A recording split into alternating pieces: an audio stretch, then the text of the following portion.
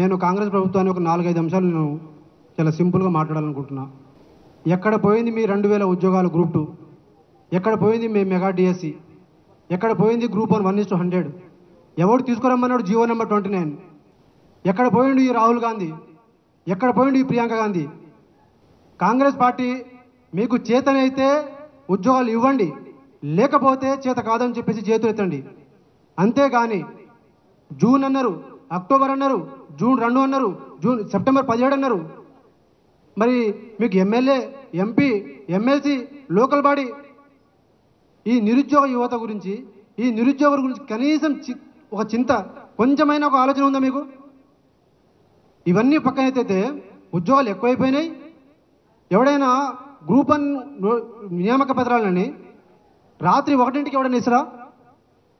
ఈ తెలంగాణలో రేవంత్ రెడ్డిని అందరు తిట్టుకున్నారు. ఒక రాష్ట్రకి గేదెలు, బర్రెలు, కుక్కలు, నక్కలు తప్ప వాళ్ళే తిట్టుకోవాలిగా.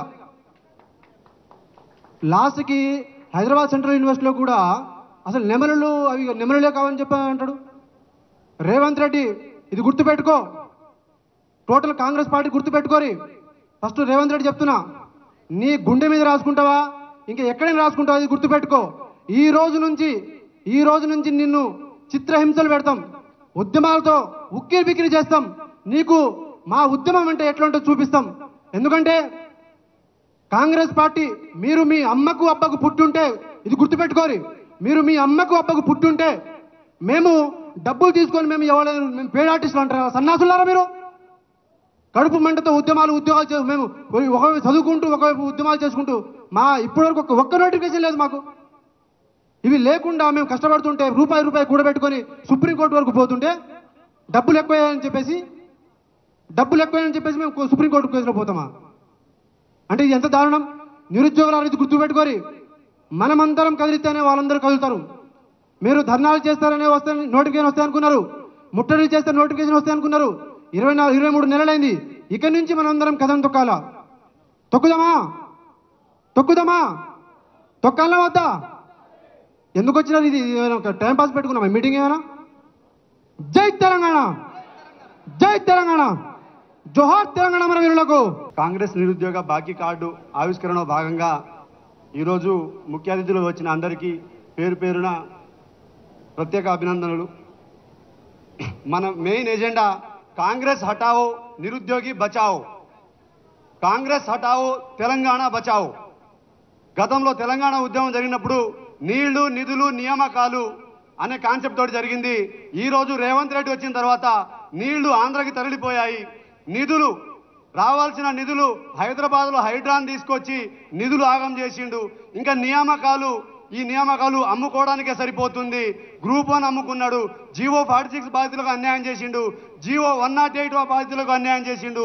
ఇంత దరిద్రంగా ఉందంటే కొన్ని సందర్భాల్లో రేవంత్ రెడ్డి చెప్తుంటే విన్నా నేను, ఇంకా 10 సంవత్సరాలు నేనే ముఖ్యమంత్రిగా ఉంటానని. నీకెంత సిగ్గుచేటు.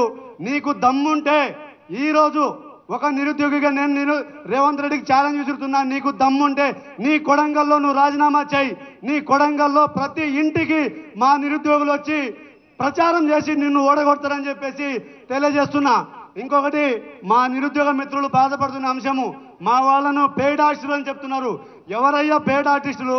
కొంతమంది ఎవరైతే, నేను ముఖ్యంగా రేవంత్ రెడ్డికి చెప్తున్నా, ఎవరైతే మూటాలు మోసేటోడికి వానికి తెలుసు వీళ్ళు మూటాలు మోసేటోళ్ళని. గతంలో నోటు విషయంలో నువ్వు మూటాలు మోసినావు. ఈరోజు రేవంత్ రెడ్డి గారు మీరు కాంగ్రెస్ ఏర్పడినాక మీరు ఢిల్లీకి మూటాలు మోస్తున్నారు. మా నిరుద్యోగులు ఎక్కడ మూటాలు మోయట్లేదు. స్థానికంగా చెప్తున్నాము, నిరుద్యోగుల అంశంలో స్థానికత అనేది చాలా ప్రాబ్లం అవుతుంది. ఆంధ్రులకు అది అవకాశంగా కల్పిస్తున్నారు.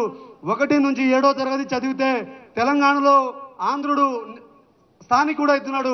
అదే 8 నుంచి 10వ తరగతి వరకు ఆంధ్రాలో చదివితే వాడు అక్కడ లోకల్ అవుతున్నాడు.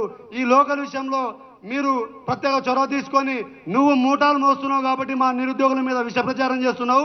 నిరుద్యోగులు తలుచుకుంటే రేపు రాబోయే ఎన్నికల్లో మిమ్మల్ని ఓడగొట్టడం ఇది తథ్యం. రాసి పెట్టుకో. నిరుద్యోగులు తడి పెట్టుకుంటే ఏ ప్రభుత్వం నిలబడలేదు.